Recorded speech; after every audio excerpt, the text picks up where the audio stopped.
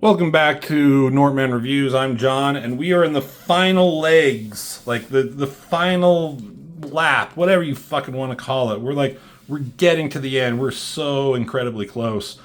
I'm not sure exactly where these videos are gonna fall, but this might be like the last one before X-Men Omega.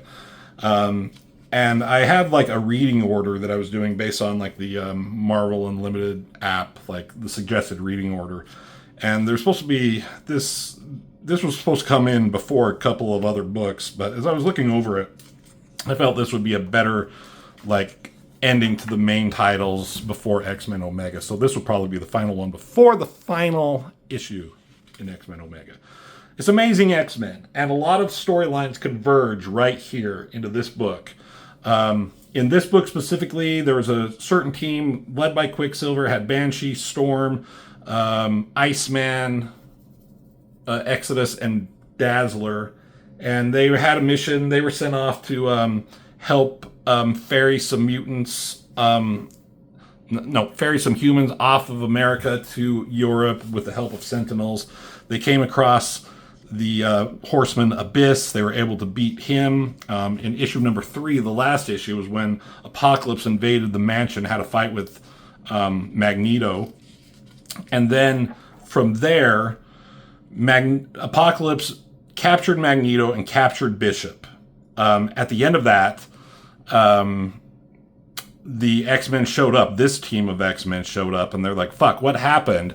And they kind of got a sense of what was going on. And Magneto's son, Charles, was also missing. So Quicksilver sent some people out. He's like, Iceman, go find Rogue's team, tell her what happened, tell her to get back ASAP. He sent Dazzler and Exodus into the sewers to find out, to see if they can find Nanny and Charles, which you find out what happened with them in Gambit and the Externals, which I've done that video already. And then they need to go get Bishop. Like, they either try to go storm Apocalypse's Citadel, which they don't have the manpower, and try to rescue Magneto, or they rescue fucking Bishop. And Bishop was more important to the plans. Like, they need him to rewrite history, right? So that's what they're doing. And Abyss, the Horseman Abyss, has Bishop. So here we open up, and there's like some weird cult shit going with these fucking blades, and blood is being poured into a goblet and being eaten, and like there's like a fucking prayer or something. And this is the Madri. Temple of the Madri in what was known as the city of Quebec. So it's this weird cult, and they, like, the X-Men are fighting these guys, and like they all kind of look similar, and you don't know who they are, where they come from, or what they're doing, but they're just like these soldiers. These kind of like mindless soldiers that also have this weird religious thing going on. But they have Bishop here, and it sucks for him, right? Andy Kubert is penciler, Fabian Nissier is the plot, Matt Ryan inker. And I've said this before, Andy Kubert does do some good stuff. I like his art for the most part. He can do some weird stuff sometimes, and I'm not always a fan of it. But for here, it's pretty good. And let's see, they're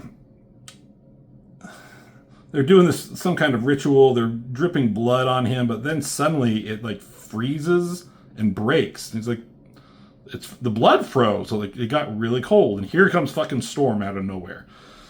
She is Storm. She is an X-Man. She has the ability to, we all know, manipulate weather. So she made it really cold and froze everything. So she's coming in to rescue Bishop, uses her powers, fucks with the Madri here, kicks everyone's ass in these 2 small panels, I guess. She pulls out a lockpick and starts, and he's like, a lockpick? And she's like, is the Aurora on the world you come from so different that she forgot all the things she knew in Cairo? He's like, no, you're really similar. So she's helping him out of his shackles, and they're walking. They're trying to get out of there. He's like, but you came alone? He's like, nope. Quicksilver and Banshee are occupied elsewhere. Okay? So, and if they fail, we are all fucking dead. So these 2 guys come up, these Madri, and they're like, It's not time for a changing of the guard yet, but he fucking falls, like he passes out, and it's Quicksilver and Banshee, who are masquerading as these two. Banshee used his powers and ultrasonic, hypersonic signal, scramble the fluids that only that guy could register, and a bunch of dogs for 10 miles around. So they need to go to the heart of the Madry, and they go and they find where it's coming from. And it's from Jamie Madrox. We know Madrox from X Factor and a bunch of other things, and he can duplicate himself, and that's what all these guys are. Somehow they were able to, like, control all these duplicates of him to make a fucking infinite army, right? But here's the original host, and, like, he's, you know, like, you can tell he's in a goddamn diaper. He has, like, these baby toys around him. He's, like, slobbering. And he's like, have you come to kill me? Has someone come to free me and, like, help me? And it says here, he was genetically altered by Sinister and Beast to exceed the natural limits, but they started to take a toll on him. But they're like, how do we put a stop to the Madry? Like, the only way to do that means ending the life of a crippled, helpless man, like an innocent person. So we go back to Westchester in the mansion, and here comes Rogue's team of X-Men. Sabretooth is all better. He got fucked up by Holocaust, but he's all better. And they're like, fuck, what happened here? What's going on? Like, Sabretooth, tell me what happened. I mean, Iceman could have told them. There's, like, signs of a fight. Husband's here in Apocalypse himself. He's like, I don't got any sense. Coming from inside the house, though, is the Rusky and his wife, Colossus and Shadowcat, and a kid. Like, is it Charles? No, it's my sister Ileana. So here's Colossus and Shadowcat and Ileana. Their story ended in Generation Next, where their whole team died, and Colossus kind of let it happen so he could save her. It was kind of very depressing for all the students to die. And Rogue comes in, she's like, you're students, and they says they didn't make it. And Blink is here, she's young, and she was with them, and that's how she was introduced in the Phalanx Covenant storyline, which was the introduction of Generation Next characters. That she died there, but she's alive here. But she should have been with Generation Next. She's like, I could have been, I should have been with them. And Morph's like, just be glad that you're alive. And Rogue gives her sympathies to Kitty, or Kate here. And she doesn't want to hear about it. And she says the place was empty when we arrived. Exodus and Dazzler are still in the tunnels. And she's like, okay, Rogue says, Creed, come with me. We're going to use your, like, sniffer to find my son. And he's like, can you pick up anything in this, like, this sewer? And he's like, don't need to. There's something coming towards us. It's kind of a cool shot. And it's Dazzler in Paris, you know, Exodus. But, you know, she notices that they don't have Charles, but they have Jubilee, Lila, and Gambit. She's like, we don't know what happened to him, but here's some people who do. So, Generation Next ended, and so it culminates here, like it continues here. Gambit, the Externals finished, and it's, you know, continuing here. See the shot of the X-Mansion, and out of nowhere, like, fucking Gambit goes flying up. He got fucking pounded by Rogue. She's pissed. She's like, where is my son? Where is he? And he's like, I had no choice. I had to let him go. He's like, go where? Go with who? And he's like, you better have a fucking good answer and tell me the truth or I'll fucking kill you. She's going crazy. You know, I get it. You know. So going back to Quebec, and in this tower, this castle or whatever, Storm and Bishop are fighting for their lives against the Madry. They're trapped and overpowered, and they're just trying to hold off, hoping that Quicksilver and Banshee can, like, end the Madry before, like, they overtake them. And it's like, what's taking so long? And there's Madrox, and he's like, do it. You have no choice. You have to kill me. Kill me, and my replicants will, you know, there'll be empty shells with no souls. But they're kind of, like, talking about the morality of it. Like, he's nothing but a pawn. He's innocent. Madrox isn't to blame for it. Like, what are they going to do? And then out of nowhere, fucking Abyss shows up. And they're like, oh, fuck, not him, not right now. And, you know, he starts fucking with them. And I don't know what his powers are. It's really weird and strange. But they pull him away. They start fighting. They start fucking talking while they do it, you know. Quicksilver's like, I beat you once. I can do it again. He's like, yeah, you beat me. But not really. Either way, you guys are fucked, right? And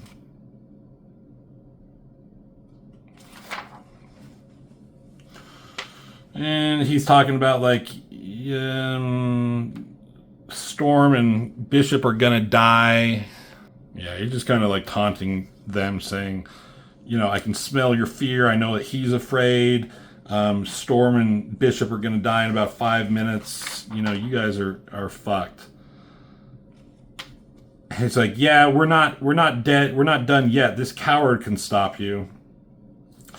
And Bishop Banshee does this thing. He shoots at him, kind of like stalls him for a second, and he goes flying up, and then he goes plunging down. And Quicksilver kind of realizes what he's about to do, and he plunges down inside fucking Abyss. Here, he has these weird powers.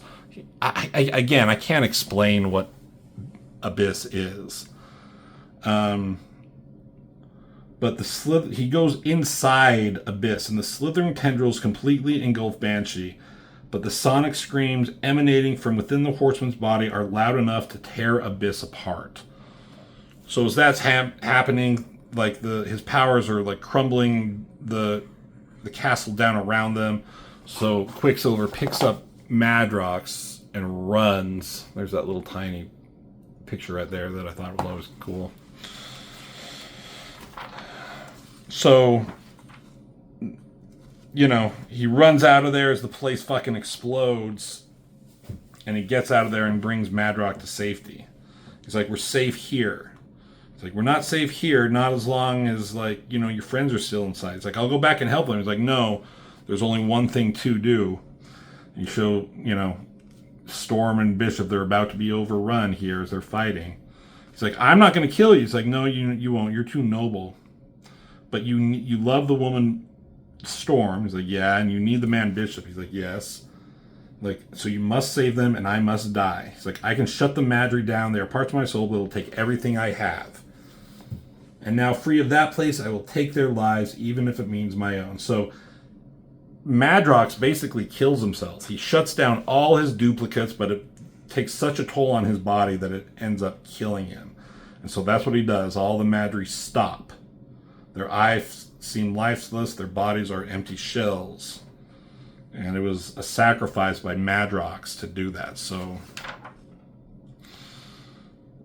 Banshee died saving them, and then Madrox killed himself to save everybody. So more death.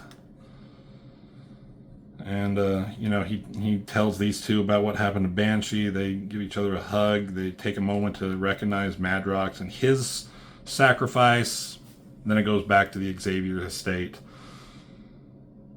And he had told him what happened. Rogue's still pissed off. But he's like, that's the only way I could have gotten your baby out of that mess. Like, Gambit was put in an impossible situation. The only way to save Charles was to let him go. You know, and they have to hold back Rogue. She's like, if he's still alive, we can still save him. She's like, my son, my husband, both in the hands of that animal, and what are we going to do? Suddenly appears Nightcrawler. He teleports in. He's like, we're going to do exactly what Eric would want us to do. And he has Destiny with him. So it looks like all the plans are coming to fruition. But where's Bishop? You know, here come Quicksilver and Storm in this fucking ship, I guess, and there's Bishop. And he says, like, we haven't gotten our father or brother back. He's like, we will. I promise you we will. It's like, awesome. Everyone pretty much did everything that they were supposed to, except for LeBeau. Big surprise. Yeah, fuck you, Creed. You tried being there. Just gives a shot at Gambit. Cool hero shot, kind of the final thing. Everyone came together. Nightcrawler found Destiny. Colossus, and he brought Ileana back. The Emkron crystal is at least on Earth, and they have Bishop back. So this is kind of it. This is kind of the end. It's like, we have to regain the piece of the Emkron crystal, rescue Magneto and my brother, and then we do what the X-Men have always done. We give our lives to make sure this is the day Apocalypse falls. So cool hero shot, cool speech moment. And then Age of Apocalypse comes to a sudden conclusion in X-Men Omega. So that one is going to be next, and it's going to be the finale of the Age of Apocalypse. So this was a good comic. Like, it didn't have like a full cohesive story. It kind of splintered off into different stuff. Like, a bunch of stuff was happening and culminated all in this one. It was like Astonishing X-Men, focus on Rogue and her team and fighting Holocaust. Generation Next, focus on one thing. Everything kind of focused on this one thing. Amazing X-Men kind of had a bunch of different things going on. But it worked, and this was kind of a cool ending to it, like a penultimate issue before the X-Men Omega. So there it is. We're nearly done. One more video to go, one more issue to go, and then Age of Apocalypse is going to be done. I'm kind of excited to do something else. I may take a break. I don't know. We'll talk about it. But Age of Apocalypse, it's been long. I've been enjoying it. That's what she said. Let me know what you think. Give that video a like and a subscribe. And as always, I will see you in the next video.